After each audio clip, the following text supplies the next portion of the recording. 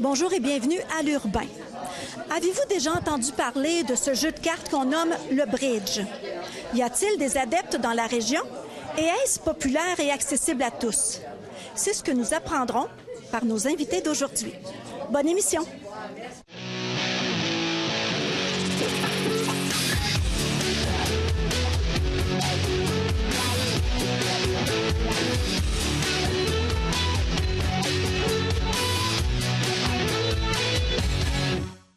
Je suis avec M. Raouf Rayès, maître à vie de bridge. Bonjour, M. Rayès. Bonjour, Chantal. Alors, que veut dire ce titre « maître à vie de bridge » ? C'est un titre qu'on gagne ou qu'on nous attribue quand on a fait beaucoup de compétitions, beaucoup de tournois, puis on accumule des points, ça prend des points noirs, des points rouges, des points or. Il y a des tournois locaux, régionaux, nationaux. Puis quand on accumule un certain nombre de points, on a tel titre, et puis à la fin, on a le titre de maître à vie. Donc, vous avez de nombreuses années d'expérience derrière vous. Pas mal. Depuis le début des années 1970 que je joue au bridge. Donc, ça fait une bonne quarantaine d'années. Et vous donnez aussi des cours de bridge depuis quelques années, même plusieurs années.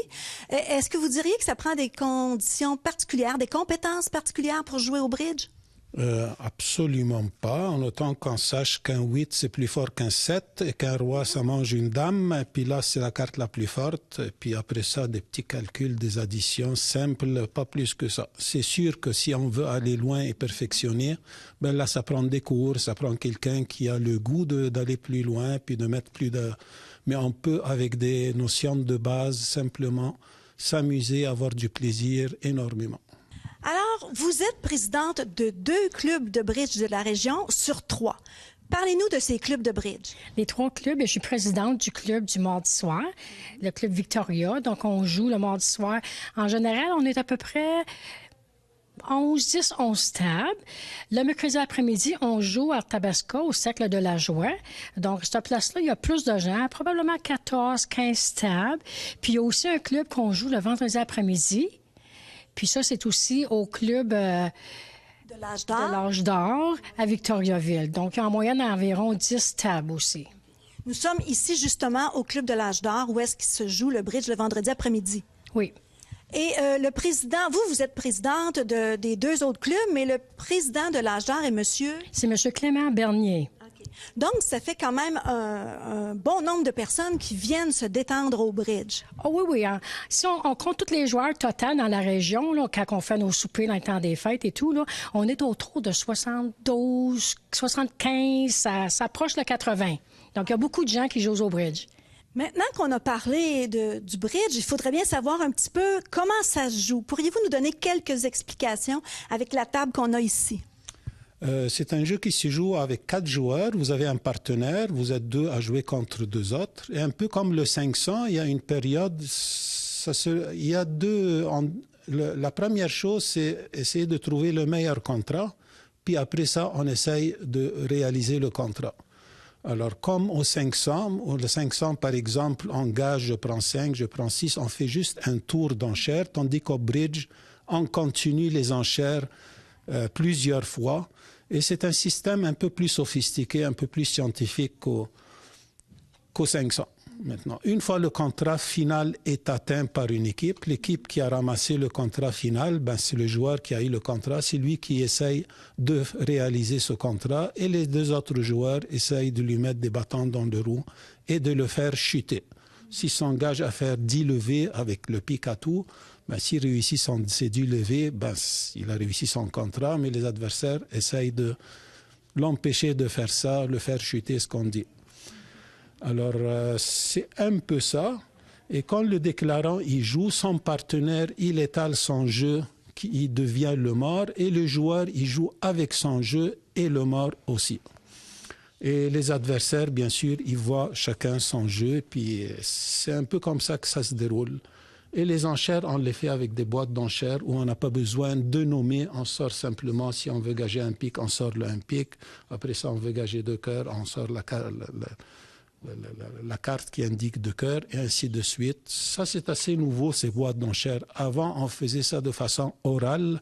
Maintenant, avec les boîtes d'enchères, c'est plus silencieux. Puis, on peut voir aussi, étant donné qu'il y a plusieurs tours, on peut voir la séquence des enchères et puis voir où est-ce qu'on est rendu. Donc, c'est un excellent sport mental. C'est un excellent sport mental. C'est pas à moi que vous allez me le demander. C'est une passion pour moi. Et j'avais lu une phrase que j'ai beaucoup aimée qui disait que le bridge est pour l'esprit ce que le sport est pour le corps. Alors, quand on fait du sport, notre corps en est bien. C'est la même chose pour l'esprit parce que ça fait travailler un petit peu. Il y a des statistiques très scientifiques et sérieuses qui ont montré que les joueurs de bridge et d'échecs, ils ont moins d'Alzheimer. L'Alzheimer est retardé de 2-3 ans parmi les joueurs de bridge et d'échecs. Ça a un côté bénéfique, c'est sûr. À part le côté social, on se fait des amis, puis c'est agréable, c'est très intéressant. On joue au bridge dans la région de Victoriaville, mais vous donnez aussi la possibilité d'aller dans des tournois, donc d'aller au-delà de la région. Ah ben oui, c'est le fun. Une fois qu'on a appris à jouer au bridge, il y a plein de tournois dans la région. Il y en a même un à tous les ans, 2 fois par année, à Saint-Zénon, où on passe la fin de semaine. C'est très plaisant, plein d'amis, on joue au bridge.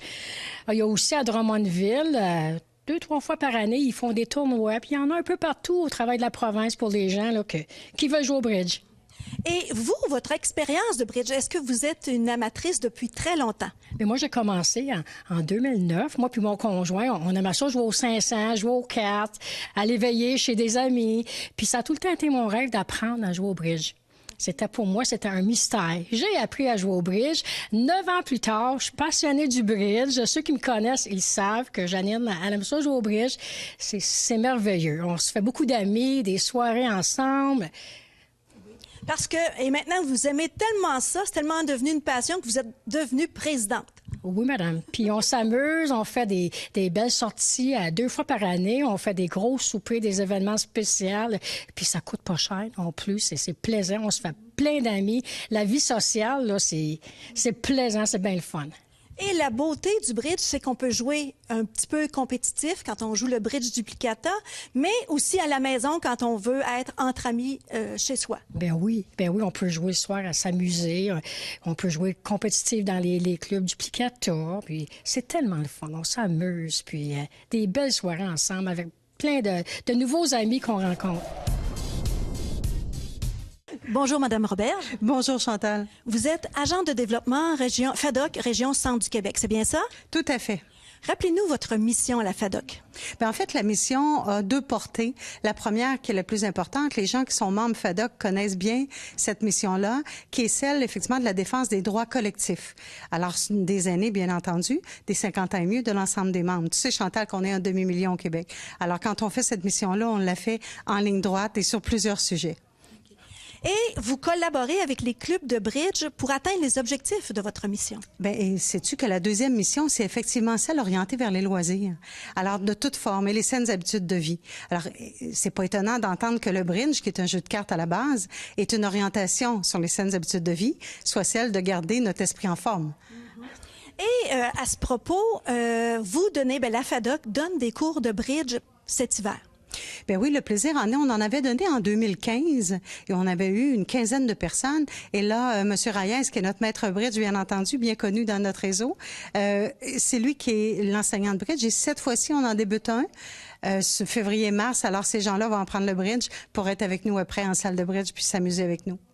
Et pour les gens qui débutent, qui s'initient au bridge, vous avez aussi des dimanches où il y a des joutes de bridge supervisées. Tout à fait. Alors, ce que l'on fait, ça débute en début février. On le fait régulièrement là, sur plusieurs dimanches. Les gens viennent, alors ils jouent, ils font les enchères, ils font leur jeu de cartes. Et les gens, dont M. Reyes, font la tournée en supervision pour commenter le jeu, commenter les enchères et commenter le jeu de la carte. Alors, ça l'aide les gens qui sont débutants, qui ont déjà suivi le cours, bien sûr, mais qui sont débutants et quelque peu intermédiaires et qui veulent en apprendre encore, de pouvoir jouer sans nécessairement être dans un tournoi, sans nécessairement être dans un encadrement. Alors là, ils le font librement, c'est dans le plaisir. Alors, tous les dimanches après-midi, les gens vont pouvoir venir nous rejoindre ici, tout à fait. Seul ou avec un partenaire? Bien, écoutez, moi, je pense qu'on peut venir seul. Le bridge, ça se joue à deux. Alors, si on a notre partenaire de bridge, c'est l'idéal.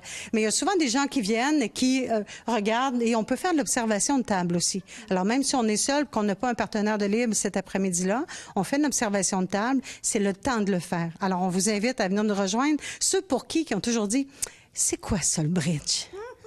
Et l'horaire est de 13h15 à 16h?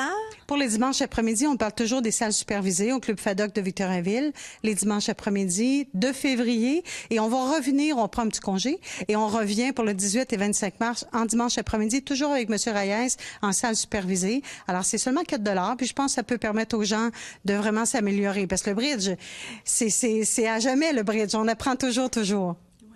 Et ben, je trouve que c'est une très belle façon de donner aux gens la possibilité de jouer. Et en parlant de jouer, vous, votre expérience de bridge, quelle est-elle? Ah, mon Dieu, ben oui, je suis une joueuse de bridge, mais moi, je suis encore dans le débutant, là. Ça fait seulement 4 ans, puis je veux pas décourager personne, mais lorsqu'on voit les joueurs plus avancés, dont toi, Chantal, parce que t'es une joueuse de bridge aussi, hein, on se dit, ben, on prend le temps. Moi, je le fais, je travaille encore, mais il y a plusieurs retraités qui jouent, puis il y a des gens qui sont même au travail, qui ont cette passion-là du bridge. Et quand on entre dedans, le virus est là. C'est comme si on n'est plus capable de sortir. Alors, c'est vraiment un beau loisir. Et c'est pour ça que le Club Faddock appuie dans sa programmation loisirs, tant celui de Victoriaville que celui du Sac-la-Joie, secteur Arthabasca, parce que on joue au bridge dans ces deux salles-là. Alors, encourage ce bridge-là, parce qu'il est complet aussi. Tant au niveau, Chantal, de la socialisation, on s'est fait des amis, hein, t'es d'accord? Et les gens sont accueillants, et je pense que tout le monde s'entraide aussi. C'est ça qui est intéressant quand on parle du bridge dans Victoriaville. Et pour terminer, tu as une invitation, je pense, à faire aux gens qui seraient intéressés à suivre des cours. Ah, ben, tu fais bien de le rappeler, Chantal. Effectivement, là, ce sera le printemps bientôt. On donne déjà des cours de bridge qui sont débutés. Cependant, on revient à l'automne, dès septembre. Et compte tenu que les gens sont bien intéressés à ça, je vous invite dès maintenant à venir à donner votre nom, soit aux gens des clubs Faddock ici, aux responsables de bridge, ou encore au bureau régional, au 40 rue Alice, où est-ce que mon bureau se trouve, là. Tout à fait. On va redémarrer ça en septembre pour les débutants. Alors, là, on espère que la fièvre du bridge va prendre son envol aussi. Et en septembre, on se retrouve pour les cours débutants, tout à fait. On l'espère grandement. Ah, ben on sera ensemble, en tout cas, Chantal. Merci.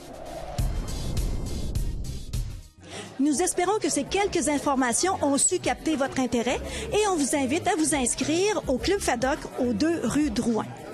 Merci d'avoir été là. À la prochaine.